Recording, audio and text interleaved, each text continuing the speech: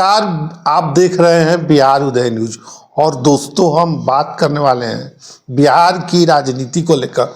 और बिहार की राजनीति को बड़े ही अच्छे ढंग से समझते हैं प्रकाश जी हैं। हम इनसे बात करेंगे कि बिहार की राजनीति किस करवट बैठने वाली है, क्योंकि बिहार में चुनाव में अब ज़्यादा वक्त नहीं है, चुनावी साल है, चुनावी समर है। तमाम गठबंधन के नेता अपने अपने गोटी सेट करने में लगे। स्वागत है भाई। Thank you. किस रूप में देखते हैं सर बिहार के चुनाव को? देखिए उदय जी, बिहार का जो चुनाव होता है हर बार दिलचस्प होता है।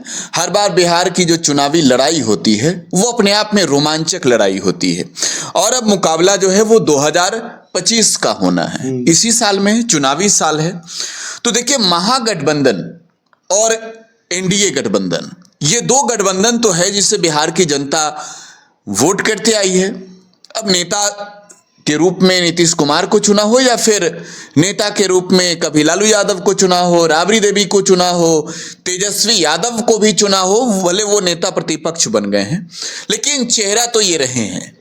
बिहार की राजनीति लगभग कई दशकों से आमने सामने के मुकाबले की रही है। लेकिन 2025 का जो चुनाव है, 2025 में त्रिकोणीय लड़ाई है। और बिल्कुल मैं यहीं के इसी वजह से कह रहा हूं कि देखिए, बिहार में एनडीए और इंडिया, नेशनल डेमोक्रेटिक अलायंस, हर कोई जानता है कि इसमें बीजेपी है, लीड कर रही है। लेकिन बिहार वो राज्य है जहां पर जेडीयू लीड करती है एनडीए को। हाँ, बिहार में नेता सदन कौन है? एनडीए की सरकार है तो नीतीश कुमार है, मुख्यमंत्री नीतीश कुमार है, तो भाई नीतीश कुमार को ही चुना ना। अब नीतीश कुमार है भाई, दूसरी ओर सामने तेजस्वी यादव है। क्योंकि जो इंडिया अलायंस है उसकी बैठकों का दौर जारी है। लेकिन तीसरी जो बड़ी तैयारी किसी की है तो वो प्रशांत किशोर की है। प्रशांत किशोर, बिल्कुल। देखिए, बिहार में मायावती भी चुनाव लड़ेंगी। बीएसपी जो है, बहुजन समाज पार्टी, बिहार के 243 सीट पर चुनाव लड़ने जा रही है। असदुद्दीन ओवैसी की जो पार्टी है एआईएमआईएम, वो सीमांचल में चुनाव लड़ने जा रही है। तो जाहिर सी बात है कि बिहार का चुनावी मुकाबला बेहद दिलचस्प होने वाला है। और इस दिलचस्पी को ये वो नेता, ये वो दल, ओवैसी हो, पप्पू यादव हो, मायावती हो, अरविंद केजरीवाल हो, हेमंत सोरेन हो, अखिलेश यादव हो, तेजस्वी यादव हो, नीतीश कुमार हो, प्रशांत किशोर हो, चिराग पासवान हो, कांग्रेस के बिहार में प्रभारी कृष्णा लावरू जो खेल कर रहे हैं, लीड बिहार की राजनीति में जो है इस वक्त किससे मिल रही है, इस पर भी सबकी निगाहें टिकी हुई है। क्योंकि बिहार को लेकर जो सर्वे है वो भी आ रहे हैं। खैर, आपने कहा कि राजनीतिक इस वक्त परिप्रेक्ष्य में आप क्या कहेंगे, कैसे देख रहे हैं इसको?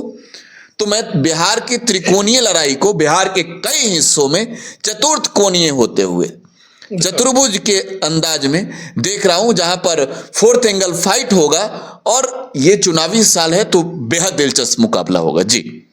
अच्छा सर, एक ही दर्शक जो देख रहे हैं, तेजस्वी यादव महागठबंधन के चेहरा हो सकते हैं, क्योंकि देखते होइएगा कि कांग्रेस का कभी उल्टा बयान आता है। समझिए उदय जी, तेजस्वी यादव कांग्रेस के चेहरा थे महागठबंधन के, मैं कांग्रेस की नहीं कह रहा हूं, कांग्रेस के ओर से चेहरा थे, लेफ्ट के ओर से चेहरा थे, आरजेडी के ओर से चेहरा थे। और 25 का जो चुनाव होगा, आपके दर्शकों को मैं कह रहा हूं, ऑन कैमरा कह रहा हूं, राहुल गांधी को जितनी ताकत लगानी है लगा ले बिहार में। बिहार में चाहे जिसको जितनी ताकत लगानी है अपोजिशन में अभी मौजूदा समय में 6-7 पार्टियां हैं। आरजेडी है, कांग्रेस है, लेफ्ट की 3 पार्टियां, सीपीआई, सीपीएम, सीपीआई एमएल, इसके अलावा वीआईपी है। और बहुत जल्द आपको जो है वो गठबंधन में आरएलजेपी, राष्ट्रीय लोक जनशक्ति पार्टी, जो पशुपतिनाथ पारस की पार्टी है, पशुपति कुमार पारस की, उसका भी अब आपको एक साथ देखने को मिलेगा। तो ये गठबंधन में जितने घटक दल हैं, इनका मुखिया कौन है? तो मुखिया तेजस्वी यादव है। आपने कहा कि चर्चाएं चल रही है, जरा सोच कर बताइए कि इनके पास दूसरा नेता कौन है। और कांग्रेस की अपनी वजूद बिहार में कांग्रेस को भी मालूम है। बिहार में कांग्रेस ने अपने बदौलत चुनाव लड़ी है और कांग्रेस को अपनी स्थिति को वाकुफ तौर पर कहे तो मालूम है कि भाई हमें कितना कहां वोट है। एक उदाहरण आपको दे रहे हैं, बिहार में कुशेश्वर स्थान विधानसभा सीट पर उपचुनाव हुआ। ये सीट परंपरागत तौर पर कांग्रेस लड़ रही थी, जेडीयू लड़ रही थी, और जेडीयू के जो सिटिंग एमएलए थे उनका निधन हुआ था और उनके बेटे अमन भूषण हजारी चुनाव लड़ रहे थे जेडीयू के टिकट पर। मैं खुद था फील्ड में, मैं ग्राउंड की हालात देखकर आपको बता रहा हूं। आरजेडी चुनाव लड़ी, आरजेडी ने वहां से मुसहर जाति से आने वाले एक नेता को कैंडिडेट बना दिया। यहां पर दिलचस्प यह हुआ कि कांग्रेस बोली कि हम चुनाव लड़ेंगे। अब कांग्रेस के पास भाई चेहरा कौन है स्टार प्रचारक? आरजेडी के पास तो है ना तेजस्वी यादव, वीआईपी के पास तो है ना मुकेश सहनी। कांग्रेस के पास चेहरा में राहुल गांधी जैसे नेता है, प्रियंका गांधी जैसे नेता है, मल्लिकार्जुन खड़गे जैसे नेता है, रणदीप सुरजेवाला जैसे नेता है, कन्हैया कुमार जैसे नेता है। लेकिन कन्हैया को उस वक्त बिहार में नहीं डिपोर्ट किया गया था। और मैं आपको फिर कह रहा हूं कि याद कीजिए, पलायन रोको, नौकरी दो यात्रा के बाद कन्हैया बिहार में नहीं दिख रहे हैं, कन्हैया बिहार से गायब है। तो कांग्रेस चुनाव लड़ी तो उस वक्त चेहरा ढूंढा पप्पू यादव को। अब पप्पू यादव के बदौलत चुनाव लड़ गई कांग्रेस की, भाई हमारे पास स्टार प्रचारक है, पप्पू यादव हैं। पप्पू यादव के बातों में आकर कांग्रेस चुनाव लड़ गई। आपको मालूम है कितना वोट आया? भले वो सीट सिंपैथ, देखिए कई बार कई सीटों पर ये हमने भी देखा है और आपने भी देखा हो अगर पत्रकारिता में है तो, जो सिटिंग एमएलए होते हैं या फिर एमपी होते हैं, फिर जो सिटिंग कैंडिडेट, चाहे वो किसी भी सीट का चुनाव हो, एमएलए का हो, असेंबली का हो, या फिर पार्लियामेंट्री हो, या फिर पंचायत इलेक्शन हो, अगर जो सिटिंग कैंडिडेट होते हैं उनके डेथ के बाद उनके परिवारों के प्रति सिंपैथी लोगों में जरूर होती है, वोट ट्रांसफर होता है। और 10% वोट जो है, राजनीतिक जानकार ये बताते हैं कि वो ट्रांसफर होता है। अमन भूषण हजारी ऐसे ही चुनाव जीत गए, क्योंकि पिता के निधन के बाद सिंपैथी उन्हें मिली थी, काफी अधिक सिंपैथी थी उनके प्रति। क्षेत्र में नाराजगी बहुत ज्यादा थी उनके पिता के कामों को लेकर, लेकिन सिंपैथी थी। मैं फिर कह रहा हूं, सिंपैथी ने जिताया है। बिहार में अगर देखिएगा उपचुनाव में तो आप गोपालगंज सदर के जो एमएलए थे, जब उनका निधन हुआ, जब वो सहकारिता मंत्री थे, तो उनकी पत्नी चुनाव जीत गई, अमन भूषण हजारी के बेटे चुनाव जीत गए। इसके अलावे ये जो बोचाहा सीट से वीआईपी के कैंडिडेट थे, वो जब आ गए आरजेडी में तो वो चुनाव जीत गए। तो खैर ये सारी चीजें होती है। तो कांग्रेस जब चुनाव लड़ी अपना कैंडिडेट उतारकर, तो 4000 वोट नहीं आया। 4000 वोट नहीं आया। ये तो पब्लिकली है। बिहार में कांग्रेस का कोई वजूद नहीं। अरे भाई समझिए, कांग्रेस के पास जो कोर वोटर है वो कोर वोटर आरजेडी का है।